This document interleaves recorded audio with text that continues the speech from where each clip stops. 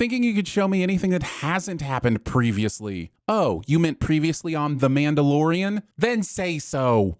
Also, 1 minute and 20 seconds of pre-episode shenanigans. Combine that with the 3 minutes of post-show shenanigans, and that makes 260 seconds of stuff in this episode that wasn't actually episode. That means over 14% of the listed runtime is stuff I didn't need. 14%! That should be illegal. Holding your Mando Olympics on the recently renamed giant-ass Crocozilla Beach.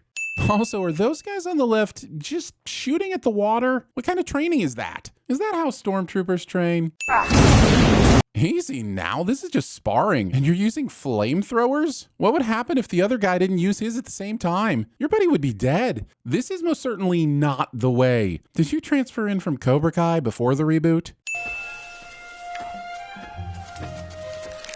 Stop teasing a show. We all thought Grogu was force training with these rocks, and then it turned out to only be crustaceans. If I've said it once, I've said it a million times. Be careful when thinking about getting your rocks off, because sometimes you end up with surprise crabs. Put down the rocks, kid. Interrupting Grogu's lunch break. He is too small. I am his ward. Proceed. Does Din being his ward make Grogu any bigger? What the hell does that non sequitur of a response have to do with anything? The training darts. And we just so happen to have one that won't fall off Grogu's tiny little wrists, because that's absolutely something we would use our limited resources for. This is the way. Each has 3 darts.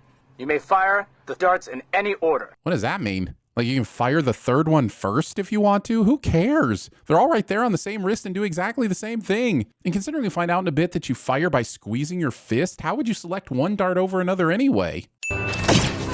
Why would this moron kid stop at one dart instead of just firing all 3? I mean, other than the fact that every single match in the history of film has to pretend like we think our hero might lose. Don't look at me, look at him. Signing your kid up for paintball without explicit consent. Ready. Begin. Point. Didn't you just say... 1 round. So why do these feel like multiple rounds? And why does the kid continue to only shoot once? And what even constitutes a catch? Does he have to make a common movement after securing the ball? And what about the ground? Sorry, I blacked out there for a second. My point is, this match is bullshit. Did you teach him that? Not me. Imagine what other neat things Luke could have taught him if Grogu had stayed longer. I mean, sure, if he'd stayed too long, then Kylo would have murdered him, but surely he could have learned more than jumping before getting slaughtered. Not having any scouts looking out for danger on what will soon be renamed Giant-Ass Crocozilla and Hungry-Ass Velociraptor Bat Beach. I'm out of fuel.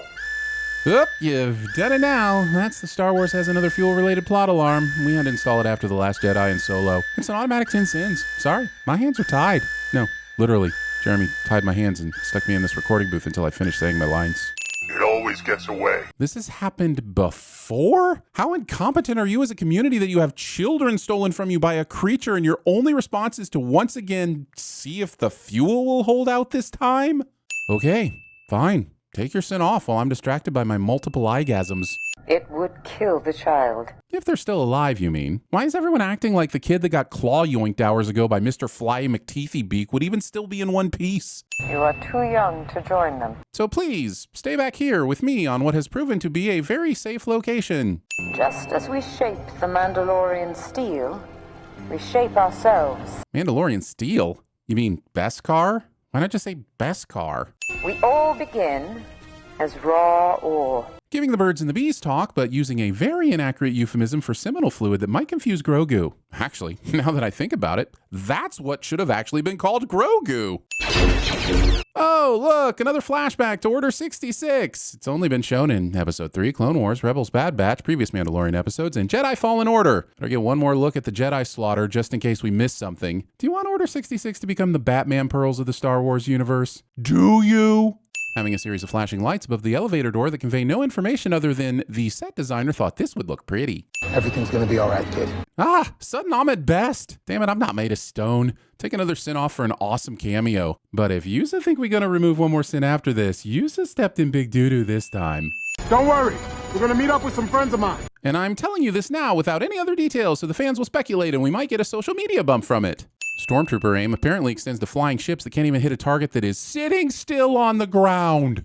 Mandalorian steel shall keep you safe as you grow stronger. But won't it also tip him over? That thing has to weigh almost as much as he does. You will grow into this rondelle as you grow into your station, Foundling Grogu. Are you sure about that? Yoda and Yaddle didn't seem much bigger than Grogu. He might not grow as much as you expect. Any closer and it will hear the ship. How do you know its exact hearing range? Are you an expert on all winged life? Tell me, Bo-Katan, what is the average airspeed velocity of a laden swallow? Stealing a shot for your Fellowship of 7 from the much better Fellowship of 9. How do you eat when other people are around? How are you just now asking this? Is this the first time you've been hungry when people were nearby? Can we pretend the kid they're saving is related to Han so I can make a free Solo joke? No? Too late. Wait until we clear the area. He's my son. Which means you throw caution for your kid's life to the wind? I'd love to give him the best opportunity to survive, but you know, Dad's got a dad. Well, I see somebody rated the old costumes from the Dinosaur sitcom. How long had those been in storage, since 1994? I'm certainly amazed that the kid is still alive after being inside another animal, but I'm even more perplexed by the fact that he's bone dry. Mandalorian armor is the absolute best, until the show needs to set up a Forge conversation about the Mythosaur later, and then it just falls off mid-flight. So much for the whole don't attack it or it immediately kills the child thing they were chatting about earlier. I guess that was only for when they wanted to ensure a boring-ass rock climbing sequence. Excuse me, waiter, there appears to be some Jurassic World in my Mandalorian. Come, Grogu. I don't think he needed to be told. His dad just got back from the war. Of course he's going to see him. There are whole YouTube channels dedicated to this kind of shit. And we have brought you 3 more foundlings in need of care and training. Is that so? What? Are you serious? What, are you training them to be Raptorlorians? Or riding them like you're from House Mando Targaryen? All I want for my birthday is a scene showing the moment one of these idiots was like, hey, why don't we bring those 3 giant baby human eaters back with us in the ship? And then the others were like, heck yeah, Frank, what a baller idea. Certainly we've got everything we need with us to make this happen. And it makes so much sense in every way. Long live the genius mind of the Frankalorian. I can replace what's missing, but not with its modern refinements. What modern refinements? It was a regular shoulder pad. It's not like I had a mini Darksaber built into it.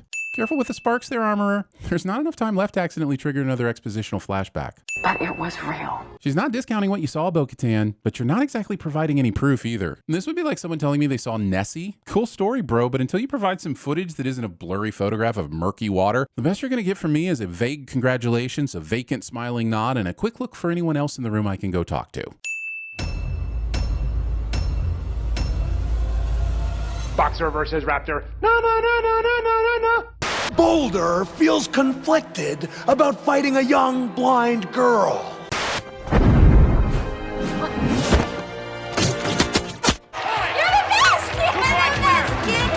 There. The nest. And here I thought we were smart just using a holo map. Let's gather around the campfire and sing our campfire song. The piece that I've always worried about the most is the crux, the hardest part.